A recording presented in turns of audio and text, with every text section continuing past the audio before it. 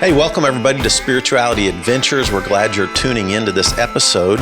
We are a viewer and listener supported podcast, so we really appreciate you listening, watching on YouTube. We really encourage you to subscribe to whatever platform you're using. If you're on YouTube, hit that subscribe button, or if you're on Apple or however you listen to a podcast, be sure and subscribe. We greatly appreciate it. Also, make comments if you like it and share it if you like it. We really need people to make comments and share the episodes that you like.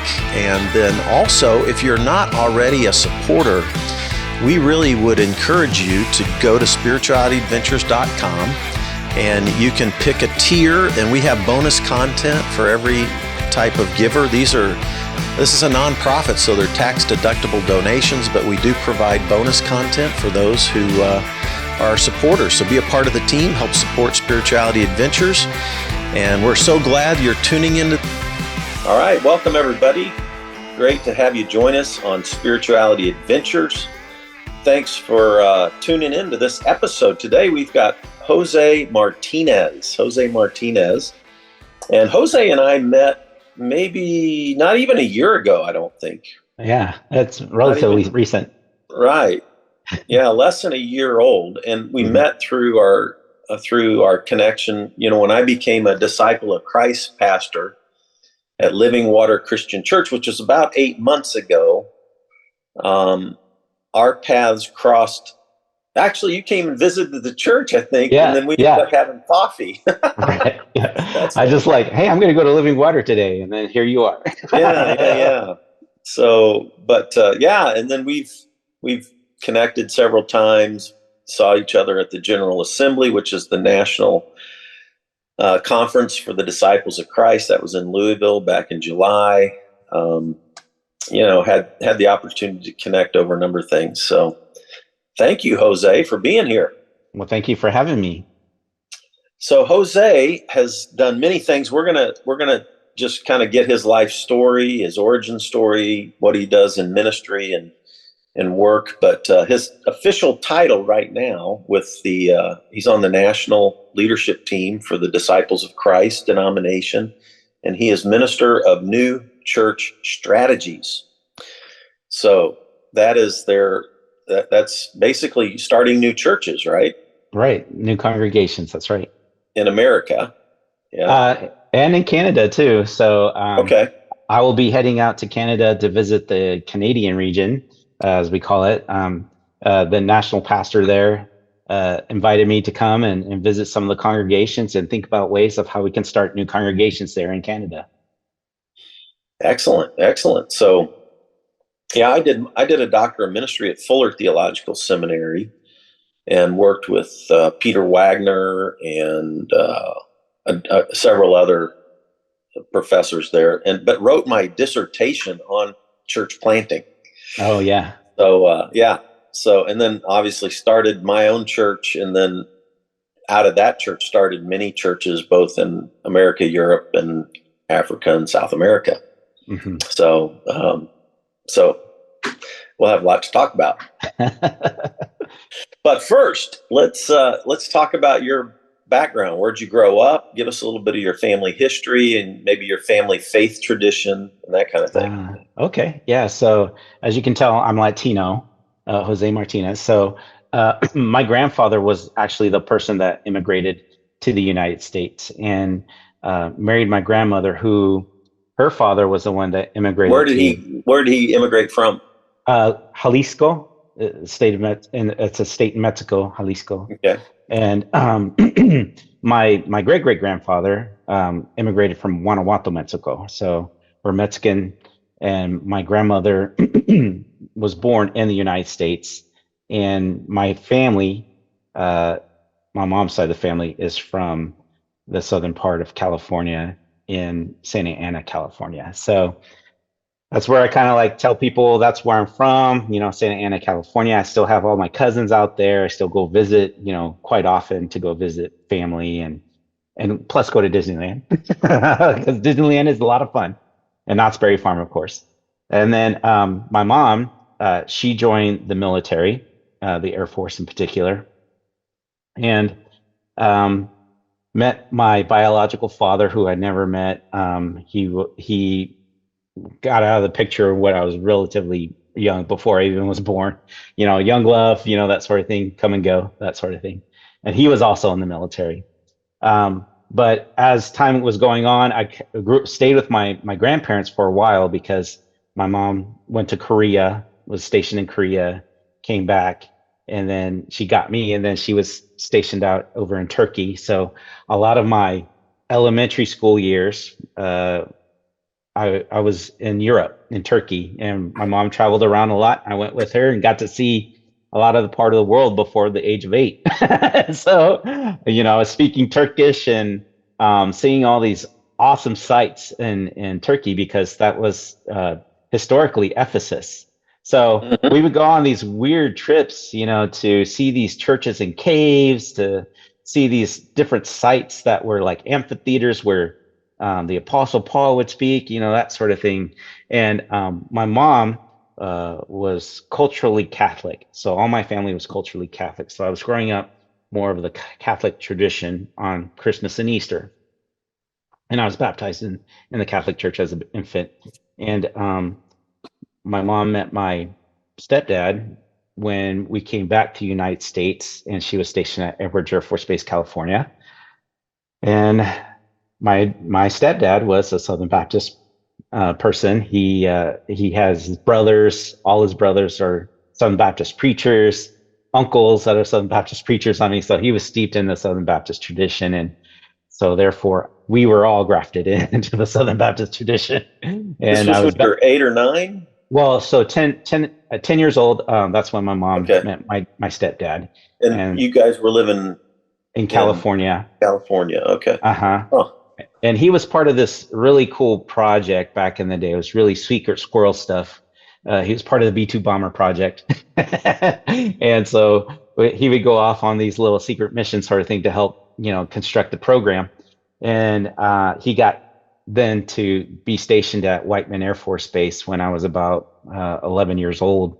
And my mom then got transferred also to Whiteman Air Force Base. And so we moved to Missouri. And so, like, I'm at 11, 12 years old at this time, and they didn't want to live on base. So they bought a house in a small town called Sedalia, Missouri, where the Missouri State Fair is at, So I had a really interesting time with that because in Sedalia, there wasn't a lot of minority folks living in Sedalia, in particular, Latina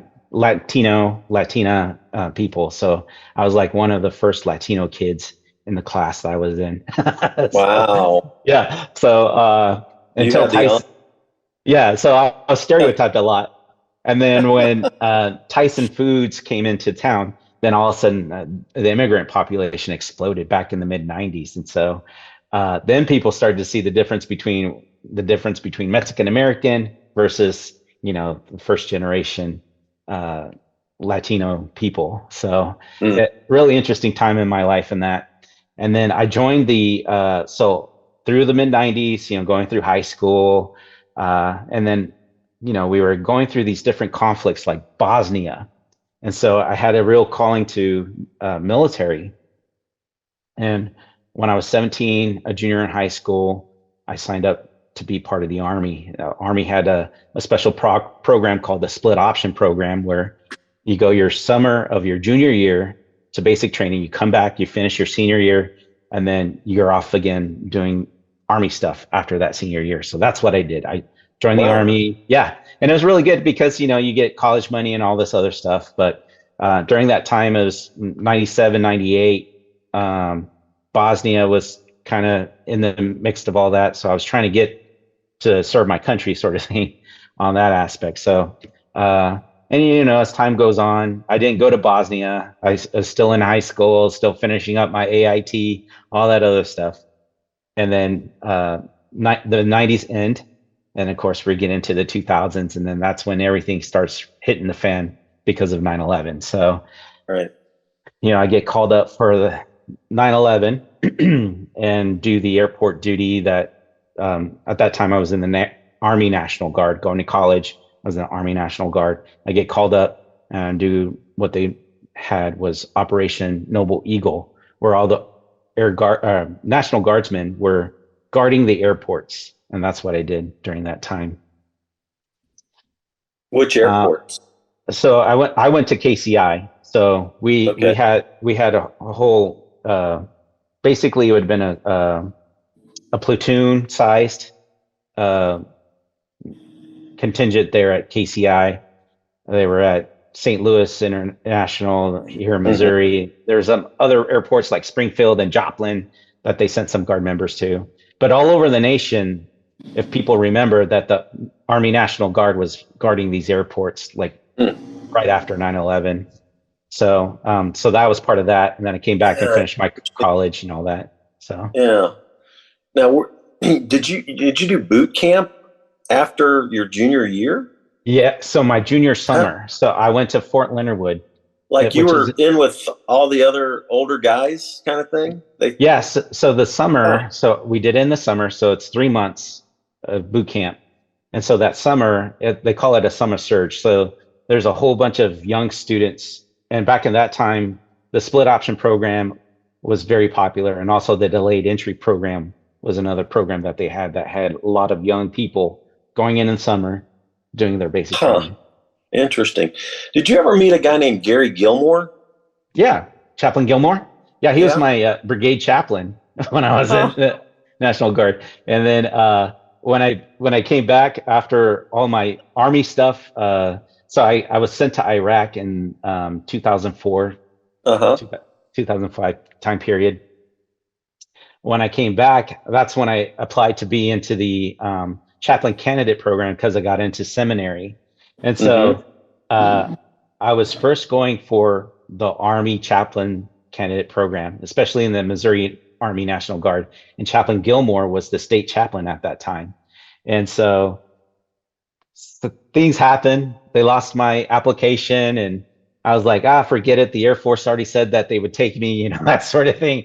And Chaplain Gilmore called me. He's like, because he knew me because of our time together at the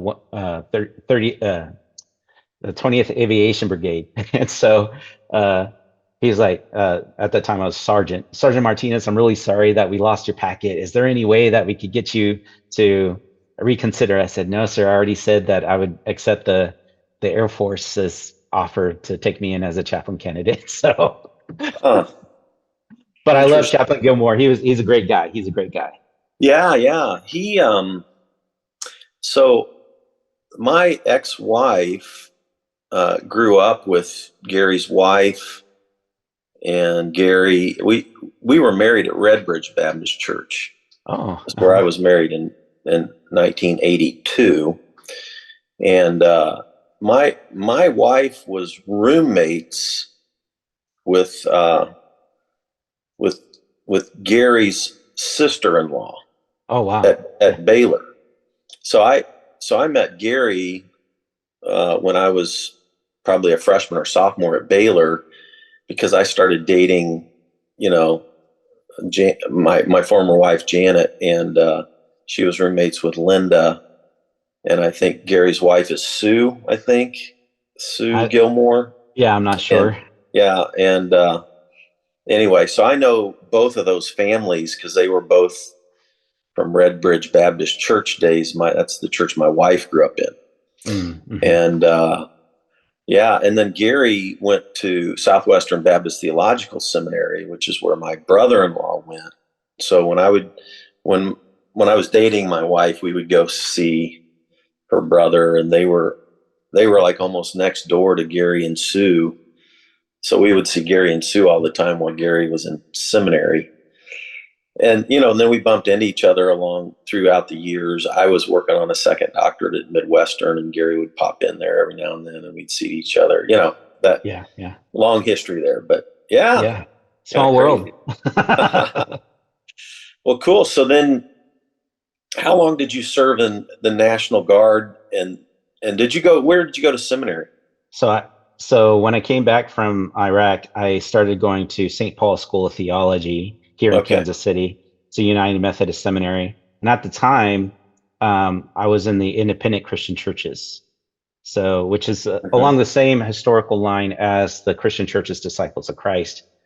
So somewhere in my high school years, I switched from going to a Southern Baptist congregation and started going to a independent Christian church called Parkview Christian Church.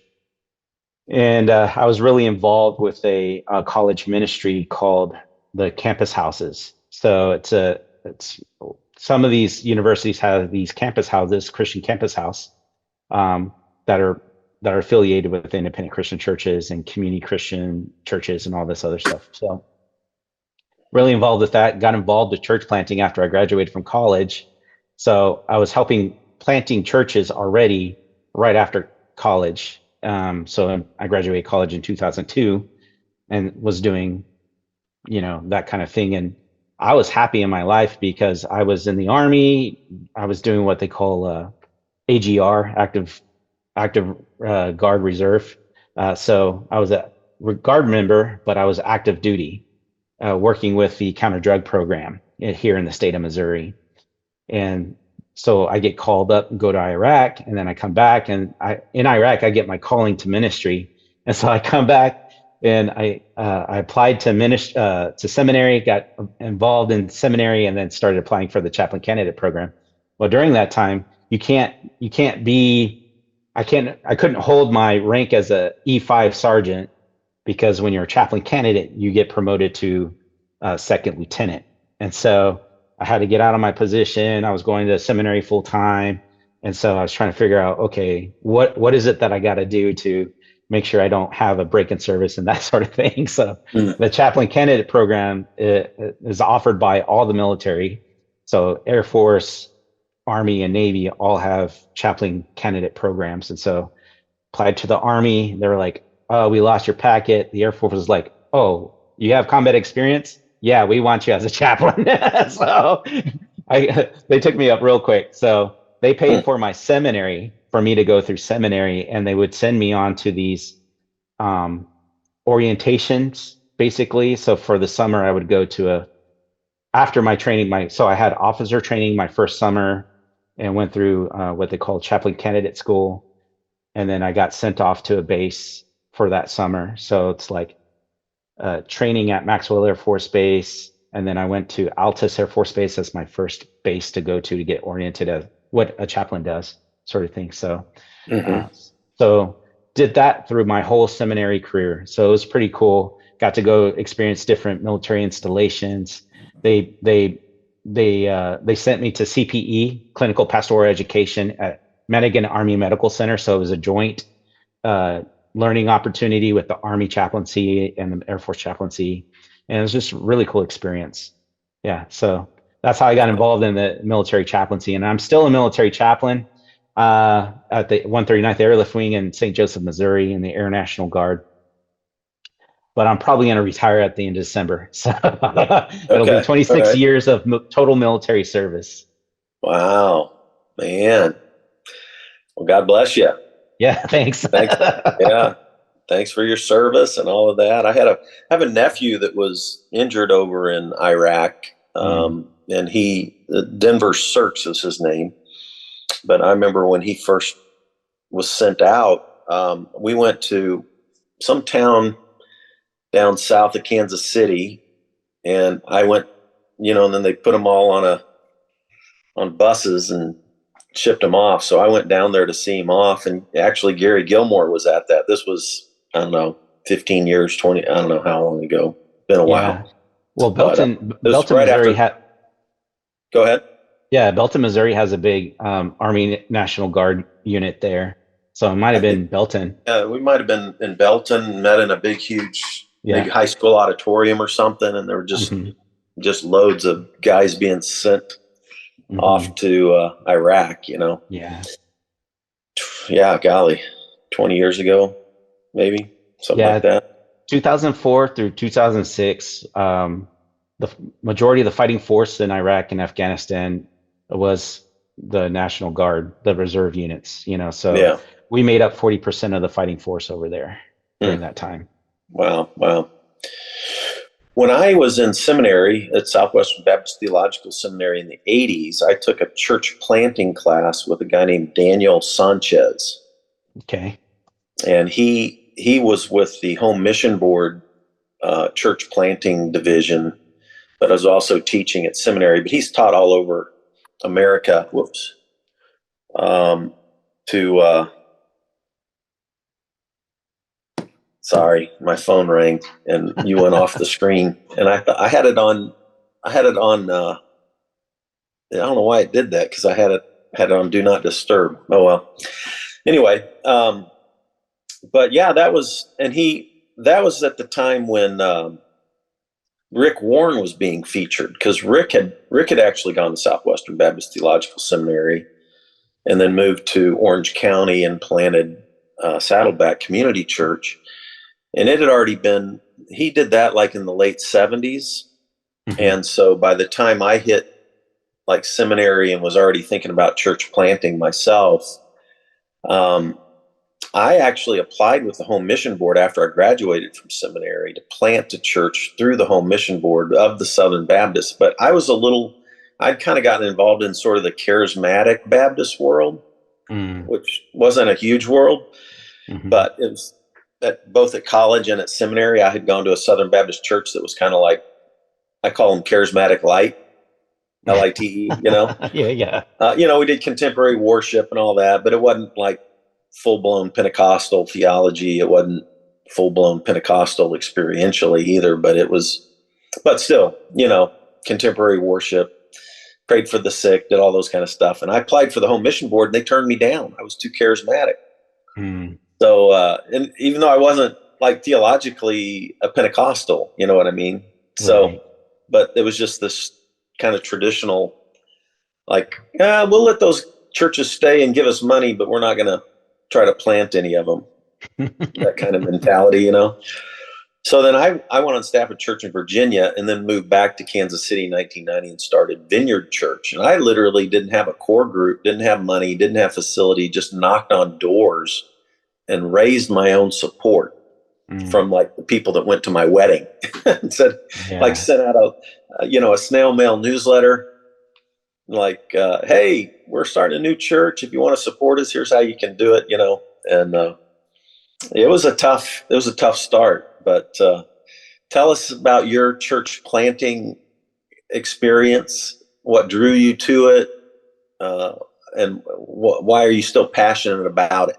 Yeah. So, so as I said before, so by the time I was graduated from college, I was married to my wife, who we were high school sweethearts, and we went to college at the same college, and we were involved with the Christian campus houses. And after we graduated, we were just searching for a home, a church home. And we went to, gosh, I can't even count on both hands how many congregations that we went to go visit. And the campus minister at Warrensburg at Central University of Central Missouri, he put us in contact with a guy that was here in Independence, Missouri, and he was starting a house church. And so my wife and I were talking about it. We were thinking about it. We were met with his name was Chad. We met with Chad, and we just felt it on our heart that God was saying, "This is where I want you to be." And so we went to go at Ryan's, when Ryan's was open, had us a buffet meal. And Chad starts to go into a spiel. I'm like, listen, man, don't worry about it. We're gonna help you. We're gonna join. We're gonna do it. So we just kind of like felt the call of God to say, hey, this is where I want you to be, and this is who you're gonna help, and this is how you're gonna do it. So we got involved with we called it Mars Hill. Unrelated to the Mars Hill in Seattle, unrelated to the Mars Hill in Michigan with Rob Bell. So we called ourselves Mars Hill. We were a house church, and we just started connecting there in Independence, and we grew into about 3 houses. So we had a network of 3 house churches, and that was before I got sent off to war. So so that's how it started. So we were with that group, and then when I came back, started going to seminary, and at that time, the St. Paul School of Theology wasn't really interested in like helping to educate me in more of like these startup, sort of like methodologies, because I studied about the missional church from my time with Mars Hill. So I was bringing this new language into seminary, and their primary focus was more of social justice oriented, uh, sort of focus on theology, and so that's where I started mingling the social justice aspect to sort of like this missional church movement, church planting methodology stuff. And I really didn't fit in any kind of place there where I grew up in, or where I'm leading into with the mainline Protestant Christianity. So I was kind of like stuck in my own little world, trying to Hmm. develop this theology of like starting new congregations in a way that's that speaks to a lot of people. It's not just the traditional.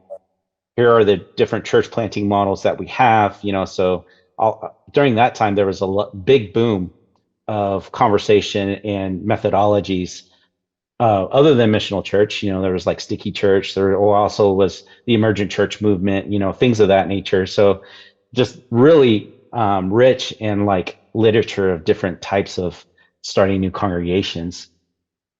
So yeah, and so since then it's just kind of stuck with me. And like after I graduated from seminary, I was helping other church plants. So Mars Hill closed down in like the midst of my seminary career, because I had to have a contextual learning place, and they didn't believe a church plant was contextual enough. So I had to go to a traditional pulpit, a traditional congregation. So I went to this church called Greenwood Christian Church. It was an independent Christian church, and so I stayed there for about a year and a half during my seminary career, helping them revitalize. So I was using a lot of these church planting methodologies to revitalize their congregation. So I was experimenting there on that. And Yeah. then after that, I got involved with another church plant called Crossroads Church. And that church was kind of like underneath the Great Commission organization, which there's a little bit of affiliation with the Southern Baptist, but they were primarily a non-denominational church. So, but they were in the heart of the city of Kansas City. So I was like really interested in that because of the aspect of getting to the social justice work. But they called it Mercy Ministries. So there was this whole theology tug there with the planting pastor and Was myself. that wasn't Sam Newby, was it? No, Sam Newby did the Bridgeton, Bridgeport. Yeah, Bridgeport. There Bridgeport. you go. Yeah, yeah, Yeah. yeah. Yeah, but we were Well, close to who Sam wa- Newby's, right across the yeah, street. who was the guy that started the Crossroads? I his forgot. his his name is AJ Vanderhorst. Okay.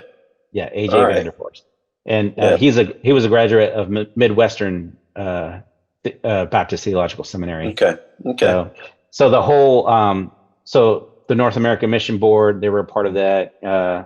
The so we had a lot of dealings with different church planting organizations like Forge, um, Brad Briscoe and Lance Ford were some of the other big kind of like church planting networking people that we were getting involved with. I So know it was, Lance. yeah, yeah. Yeah, Uh, Brad Briscoe is a prominent name within the Southern Baptist churches in the church planting realm. I totally respect the guy. He's got a lot of good knowledge, a lot of good yeah. work out there. So, I know Ed Setzer. oh yeah, yeah, uh-huh. Yeah. He's another he was another Southern Baptist church planter guy. Well, his work with missional churches, like Yeah. his book is seminal, like to the whole thing. Like it's a Uh-huh. foundational piece. Like if you're into church planting, you need to read Ed Stetser's work Hmm. as like one of the cornerstones as Yeah. Yeah, yeah. for the area. Yep. Cool. Well, why do you think we need to start churches? So as we move into disciples theology, so when I came into the disciples about 2011, and the way that they're structured. So the structure of the the design of the Christian church, Disciples of Christ, is that they're one church, right? And the expression of this one church is through congregations. So church planting language has always been kind of like uh, foreign in the world of disciples. Even though that we like in the mid 2000s, we had this 2020 vision plan, trying to start new congregations, but a lot of people were trying to use the church planting material to kind of do this work, and that's not how we're really designed. So we're using new language. So we're starting this language called well, it's movement making. So taking a lot of the key pieces from the advocacy and organizational community organizing groups, utilizing some of that language to kind of build this new terminology of how we start new congregations or church planting. And the reason why we need new congregations is because we have gone through a lot of stuff since 1999. That's where I say that's when my ministry kind of began, in 1999, because we had all this big boom from moving from the church growth movement to this missional church, emergent church kind of talk, and then everything that's happened between that time and today. So we've had a pandemic that's really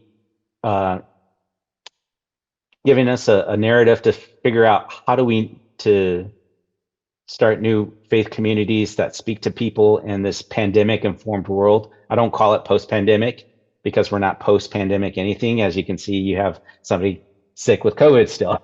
So yeah, my producer, Matt Cox, a lot of you know Matt.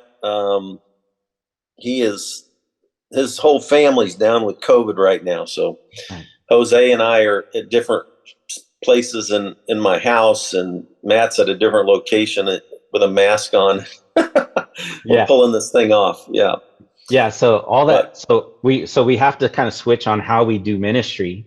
So the old of like build it and they will come sort of thing is not gonna be the thing to do anymore. And even in the mid 2000s to the later 2000s, we were really experimenting as a whole, like everybody within the Christendom was experimenting of different ways of how to be this body, this called community, this ecclesia, sort of thing. And so we're just taking lessons out of that and really trying to move forward and seeing what the next thing is, the next normal.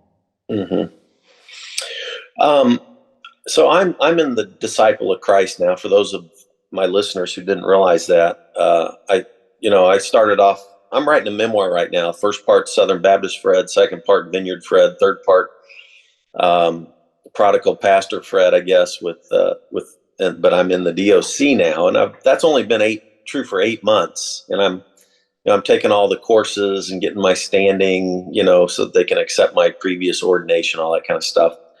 But I'm curious, theologically, what moved you from the independent Christian church world, which is quite a bit more conservative than the DOC world, though the DOC world is a mixture, right? There's still congregations that are probably fairly conservative, maybe not that different from the independent Christian churches, but then there's others that are more progressive. And I think DOC would be considered one of the historic mainline churches in America, coming out of the Second Great Awakening frontier revivals in the 1800s. That's right. Yeah. So that whole theological journey that I went on was really based after my seminary career. Like because I grew up early childhood Southern Baptist churches, and like I had this staunch Calvinistic tulip theology, right? And as I was moving forward in my own thinking as a young teen and figuring out where did God fit into my life and how do I live my life as a Christian? Do I even truly believe about God, or do I truly believe Jesus saves? That sort of thing, on that questioning. My questions weren't being answered well within the church communities I was with the Southern Baptist churches. And so as I moved from that and tried different churches, the independent Christian church, there seemed to be a more of an openness of some sort of conversation. But the key thing that really drew me to the Christian churches, independent Christian churches, was the communion. So in the Southern Baptist churches, it's usually communion once a quarter, that sort of thing. But in the independent Christian churches and the Christian churches, Disciples of Christ, it's every time as you gather. So every Sunday. So with that piece of bread and that little juice cup, that was like a tangible interaction that I could have with God that moment in time for me. So it made God real for me at that time. And, I can see why there's all this conversation in the Catholic conversation with Lutherans about consubstantiation, transubstantiation, things of that nature. I mean, because it was really real for me. God was real in that moment. Like, even though these elements didn't have God in it, this interaction connected me with Jesus, so that was one of the main reasons why I went to the independent Christian churches. And yes, their theology is pretty conservative. Mm-hmm. So as I was going through my seminary career and like looking at the social justice aspect of it, I reconnected with my Latino roots. My grandmother, she marched with Cesar Chavez. She was in those civil rights movements in California in the 70s, and working for rights of the immigrant farm workers and things of that nature. So I got to like go back into that history and see why my grandmother was doing what she was doing, and it was all based from her faith as a Catholic. So it was really interesting. So I kind of like got into this, and when I was speaking that language to the audience of the independent Christian churches, it wasn't being received really well. So I felt out of place, and I felt like, well, is there a home for me? And so I was looking for places and talking with people, encountered the regional minister of the Greater Kansas City region at that time was Paul Deal, and he said, "You sound like a disciple," because at the church I was at, Greenwood Christian Church, they used to be disciples, so they used to be connected with the disciples, because back in the 60s and 70s and at that time frame, there was a schism sort of thing. And so half of the people went independent Christian churches, the other half went Disciples of Christ. I think it was in the 50s. So there were some of these land disputes, but the Greenwood Christian Church were still being listed in the yearbook, and they didn't want to be listed in the yearbook anymore. So I was having that process with Paul at the time of like, how do we get them off the yearbook? And, because they're independent Christian churches, that sort of thing. And so through those conversations with Paul, he's like, you sound like more disciple than independent Christian churches. So I was like, okay, well, let's see how this goes. And so I kept in relationship with him. And then I got call to be the pastor at First Christian Church in downtown Kansas City. And that's when I took the jump to be, changing my ordination to the disciples and everything else like that. And where was that at? What part of Kansas City? It was in downtown Kansas City, First Christian Church. So it used to be, so it closed down. So it used to be on 10th and Forest, right next to City Union Mission. And City Union Mission ended up buying the building because it was a square building and had 3 floors, and they renovated it. And now it's like some sort of office where they help people transition sort of thing. So it's really cool that the ministry is still going on there. Okay, cool. So your family roots with like with justice work as it related to first generation immigrants to the United States, mm-hmm. that your grandmother was in. Yes. That sparked in you a theological renaissance of sorts that led you to move from the independent Christian church to the disciples. It was just a better fit, right, as far as theological fit goes, right? Mm-hmm. Right. All right. It's kind of interesting because DOC isn't creedal, right, but it's got core values and has an ethos and a sense of community and and where the churches are going. Why?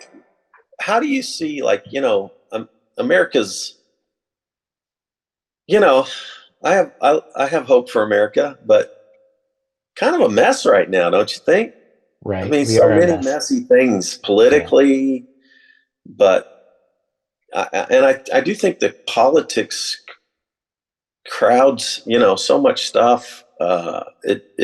It's really been a divisive thing. I mean, perhaps it always has been to some degree, but I don't think to the degree that it is now. Um, and if you think about starting churches now, I mean, like, it was interesting in the 60s and 70s and 80s and 90s and even 2000s, when the mainline churches in America were declining, there were still these conservative evangelical churches that were there were still some life. There's still a lot of Hmm. growth. I mean, like, even my church, even though it was kind of like a charismatic light, somewhat. I mean, we had female pastors and welcoming to everybody kind of a thing, but still, probably on the more conservative.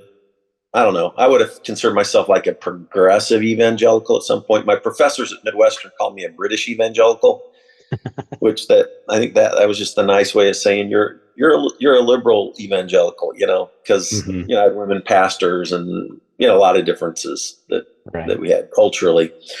But now in the last 15 years, even even those churches, a lot of time, I mean, there's still growing churches out there all over the place, but as a whole, I'm speaking broadly now across American lives, even the conservative churches who prided themselves on these tenets are leaking. They're losing. I don't.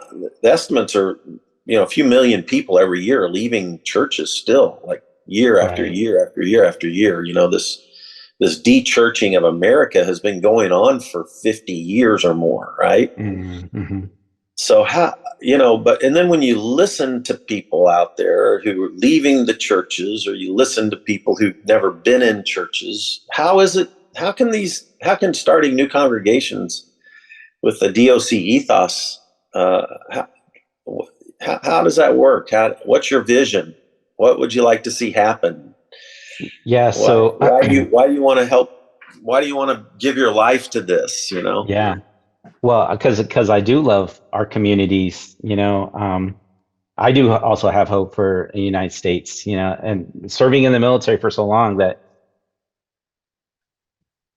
I do believe we're a good country, and we got a lot of good people that live here. And Hey, this, Matt, just hold on a second. okay, I see it says release video order. Like, Jose just started freezing up on me quite a bit, Matt.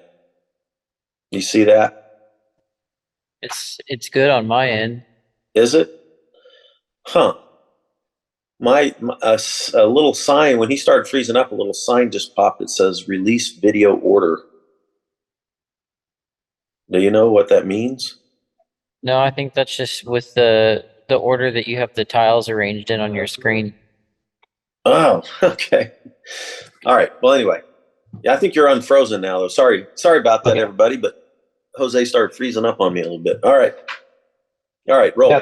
So one of the ethos things that I think that because I want to help our nation as a whole, and I think the church plays a big part of that. I mean, any church, whether you're Southern Baptist to Disciples of Christ, that we need to come together. And that was like one of the founding principles within the Restoration movement, which our denomination flows from, is this idea of Christian unity, being able to sit at the table and have a conversation, even though that we have all uh, these diversities, which is fine to have diversity, right?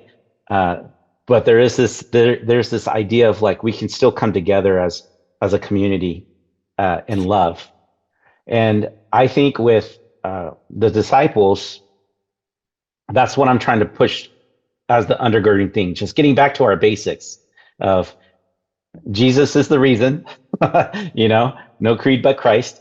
and all things love, and just getting back to that and really helping the stratification that our political environment has done to our society, and just bringing people back to the table, coming back to Jesus's table, and just having those conversations. That's like the basic gist of all that I do when I'm, giving. We have this thing called Leadership Academy, and giving these approaches to how to start new faith communities. Mm-hmm.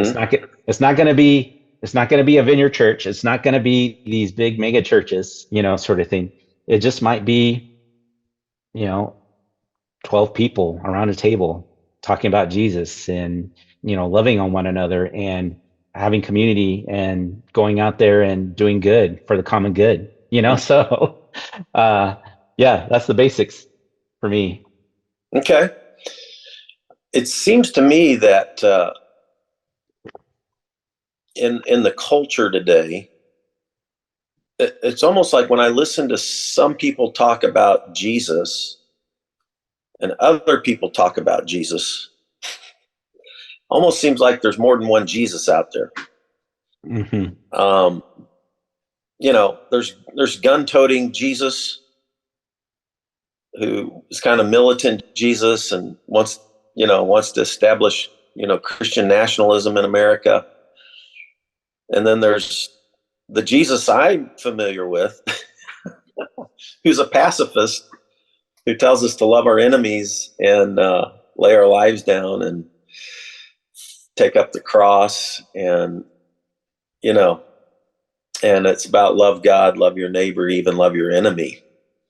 Mm. And in my mind, the more people that would follow that Jesus, the better off we'd be. I don't know. What do you think? You understand what I'm saying? I know you do. Yeah. I know you do. I'm just... Yeah, for me, there's like space for conversation of all those Jesuses. There's the Jesus that flips the tables in the temple. There's the Jesus that curses the tree. That a lot of people, can affiliate. Hey, that's Jesus saying, "Hey, get your gun," sort of thing.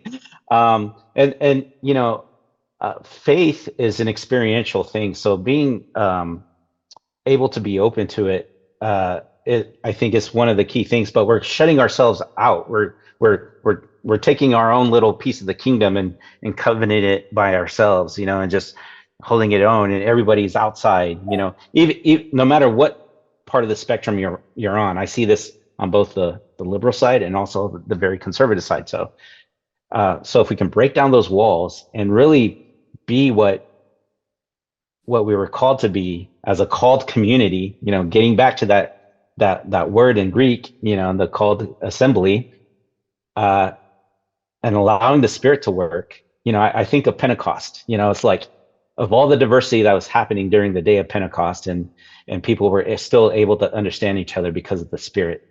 If we can just like posture ourselves in that way, where allow the Spirit to work in that manner, we're always going to have differences of opinion. Well, like, which Jesus is the true Jesus, and we won't really know until the trumpet sound and all this other stuff, right? So I think though, like, if we emphasize love God, love your neighbor, mm-hmm.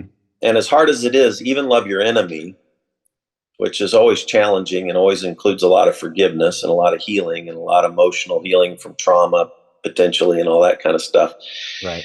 And we emphasize the table. Like, that's one of the things I've loved about the DOC is the emphasis on the table. Like you mentioned, every service ends with communion, but the theology of that table is rich, because Jesus practiced table fellowship differently than most of his fellow Jewish leaders. Mm-hmm. Can explain that to us a little bit. If we practice that table practice of Jesus, where would that take us? Yeah, so everybody's welcome to the table, as like I always say, because it's not our table, it's Jesus's table. So it's like there's no possession in it other than it belongs to God. And to me, like, that's the whole premise of life. Our life is not our own. It belongs to God, and what we have the autonomy to decide what we can do with that life. But where where holiness comes into play, where true miracles happen, is when we open ourselves up as the table. Inviting people in, no matter what their perspectives is. And there are people that are going to be against you at the table. So Jesus sat with Judas, and Jesus knew that Judas was going to betray him. Having that kind of mentality towards life and inviting people into discussion, into this life, this goodness that God has given us, I think is key in the whole thing. And that was completely different from what Jesus was doing, but from the the Sadducees and the Pharisees in there. They selected the right people because when Jesus invited Zacchaeus and all those others, the Mary Magdalene and all of them to the table, he was being criticized, because you were inviting those people in. Right. So yeah, I think we need to all take a note from that. And that's why I like the disciples so much. I love the disciples so much because of that mentality, even though sometimes we don't practice it very well ourselves. But that's the key. The archetype is following Jesus's way in that table. So Yeah. So let's just take like a young seminary student who feels a call to get involved in church, starting a new congregation. What kind of process do they go through? When it comes to the disciples, first off, reach out to your regional minister because we are a covenantal church. So the regions and the regional ministers, we're in covenant with not only the local churches, but also to the general church. So there's no like hierarchy in the sense of, the general church says this and it's going to happen that way. That's not the way it works. The responsibility of starting new congregations in an area belongs to the region. So the regional minister is there to help facilitate and help guide the regional members to start these new congregations, to care for those congregations, to care for the chartered members that are even there too. So if a person's interested in starting a new congregation in a particular area, find your regional minister, have a conversation with the regional minister, and more than likely what they're going to do is going to connect you with the new church commission of that region. So they'll introduce you to more people, and they'll tell you like what are the other requirements. So a lot of our people that are starting new congregations, we call them movement initiators. Sometimes they might have a theological background and a degree, sometimes not, and that's okay because there are different pathways to getting your standing, whether it's ordination or commissioning. So they'll tell you through that process. But making those relationships is probably the biggest key thing on that, other than developing relationships in your own community, developing that core team, things of that nature, start gathering together, meeting together, and living life together. So they would, like, if you're in the Kansas City region, or how many regions are there in America, in Canada? There's 31. Okay. And if you contact any of those regional ministers, wherever people are at, then eventually they're going to probably intersect with you. Is that right? In some way or another? Yeah, because you oversee all of those 31 regions, right? Or at least you're involved or partnered with those 31 regions. Right. Creating relationships to see so New Church Strategies is about like helping regions think about different strategies of starting new congregations in those areas, depending on whether it's a rural area, whether it's a suburban area or urban area. So you often call me to say, hey, Jose, what is this area? What's the feasibility of starting something new? Here's this person, he or she has this idea that they want to start this new community. And it's like, okay, well, let's have a conversation. And so sometimes I even fly out there so I can sit in the environment, because to me, like, if you can read everything on paper, but you really don't get a sense of community until you're enveloped by them. So I usually go out there and just meet people, meet with the person that's going to start the new community, meet with the regional minister, meet with the new commission team. So it's a pretty long process in the whole thing, but Hmm. yeah. So that's how it goes. And so they encounter me, and then we got this program. It's called Leadership Academy. Is a service that we provide for the church, a ministry for the church. And there's different tiers. So they'll come in with the first track, which is called Emerge, and go through some material, things to think about as they're starting their new faith community. And then we get them aligned with a coach. So I have an associate minister, Reverend Dr. Joy Robinson. She is the person that lines them up with a coach. So we have, and that's a free service. They don't have to pay for the coach. We pay for the coach. They get coaching throughout the time as they're going forward in this new church commission, this new church development. Okay. Okay, cool. So what are you most excited? Where do you see the most fresh new life in these 31 regions? What are you most excited about when it comes to these new congregations?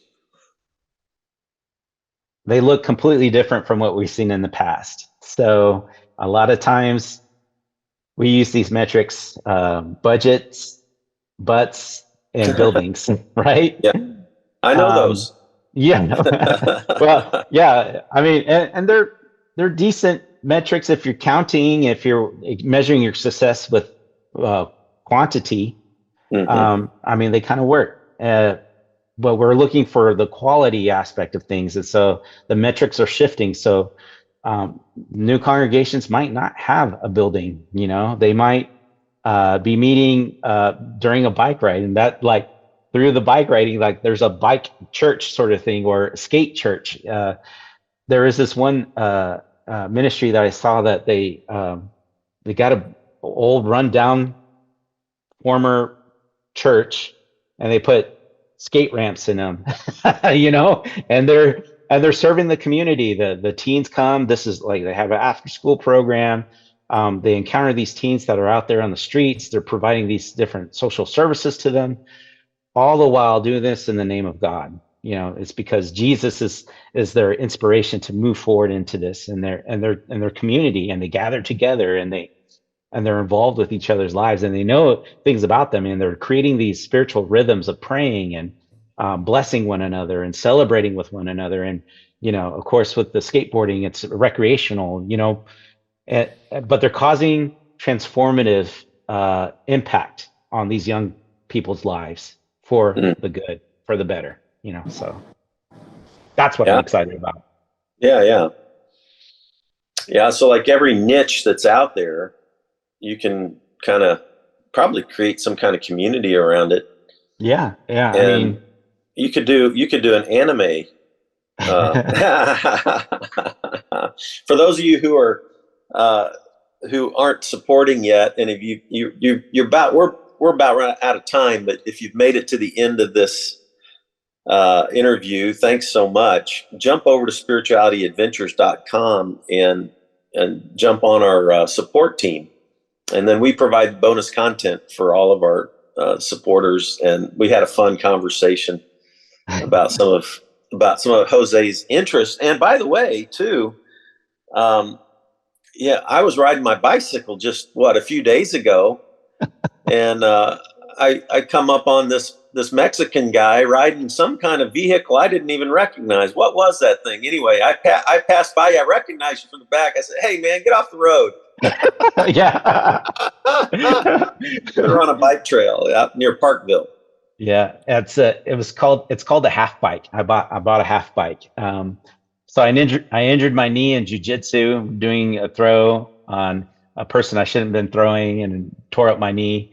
So the exercise that I've been getting since I can't run is this half bike thing. So it's like an elliptical almost, but it's you stand up and you're pedaling and you move forward, and it's relatively good. I love it. I've never ridden one of those. I think I might. I crash on my bike still, so if I'm doing technical mountain biking, so I'd probably figure out a way to crash on that thing. It looked like you needed a little balance on that sucker. Yeah, it's like a mixture of skiing, like downhill skiing, and then biking, and they said something else too, because you have to use your weight to kind of like steer, because the handlebar doesn't turn. So So we could start a two-wheeled niche, community around two-wheelers, something like yeah. that. Non-motorized two-wheelers. Yeah, these electric bikes are getting to where they're almost like motors now. Oh yeah, These it's these these batteries are, e-bikes. e-bikes. They're the rage now.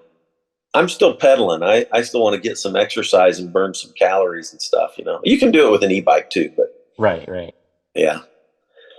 Well, cool, Jose. It's great to talk with you. I'm so thankful that our paths crossed, and that we're going to be able to serve together in the future. So I'm excited about that. For those who are listening, if you know somebody that's a young person who might be, or any age person for that matter, that might be interested in new congregations and being a part of some of the stuff that we've talked about here, I'd really encourage you to contact Jose and or put them in touch. Just shoot them a link, share this interview, and then hey, listen to this and see if you're interested. And then if some of you are listening and you're interested, get a hold of Jose. How did the people get a hold of you, Jose? Yeah, so my email address is jmartinez@newchurchministry.org. Our website's newchurchministry.org, and you can contact us through there. We are on all social media platforms, Instagram, Facebook, X, at New Church Ministry. So you can find us on there, and we do a lot of posting, especially on Instagram. So if you can like and follow us on Instagram, that'd be great. We're on YouTube also. We do all kinds of things, so you can find us on any social media platform. Excellent. And what's your personal Instagram? An Emerging Chap. So ANEMERGINGCHAP. That's my Instagram. I'm the only one on there that has an Emerging Chap. And Okay. I made that when I made my my email address with the same name back in the day when the emerging church and the emergent church conversation was happening. Mm-hmm. Excellent. Well, hey, I'm going to be at. I have never met Trip Fuller personally. Oh, I've yeah. been in. We've traded emails a couple of times. I'm going to be at this theology beer camp in Springfield on October 19, 2021. Yeah. And that's kind of an interesting new crowd of people that I've been hanging out with a little bit. This process theology crowd, Oh, yeah. kind of interesting stuff. Trip Fuller is awesome. He's just so smart. And I knew him back when he was doing this thing called the hatchery that we had in our denomination out in the Pacific Southwest region. Just really intelligent, and but he brings things down to where anybody can understand this theology. So he has this thing called theology for normal people. So check that out. Yeah. So he's doing a lot of good stuff. I don't think I've ever heard somebody who can make nerdy theology as much fun as Trip, probably. I mean, seriously, like that. I've had a lot of professors through my educational career, and I'm like, man, I would have loved this dude if I'd have had him as a professor, Oh, yeah. He's really fun. Yeah. Pretty cool. All right, man. Well, thank you so much for connecting with us on Spirituality Adventures. I really liked Thanks, it. It was a lot of fun. Excellent. Thanks, everybody, for tuning in, and see you next time. Hey, you made it to the end. Thanks for listening all the way through on this episode. By the way, if you're not already a supporter, go to spiritualityadventures.com, sign up for one of our monthly supports, and you will receive our bonus content. You'll receive lots of interesting information about our guests. Many of our musicians will do special bonus songs and record a song. So I want to encourage you to do that. Thanks for listening. Thanks for watching. Be sure and subscribe. Be sure and share any of the episodes that you like. And be sure and make comments if you like them as well. This helps us get Spirituality Adventures out there to more listeners, more watchers. So whatever platform you're using, subscribe, like, share, make comments, and go to our website, sign up for our team, and be a part of the team support. Thank you so much, and we'll see you next time.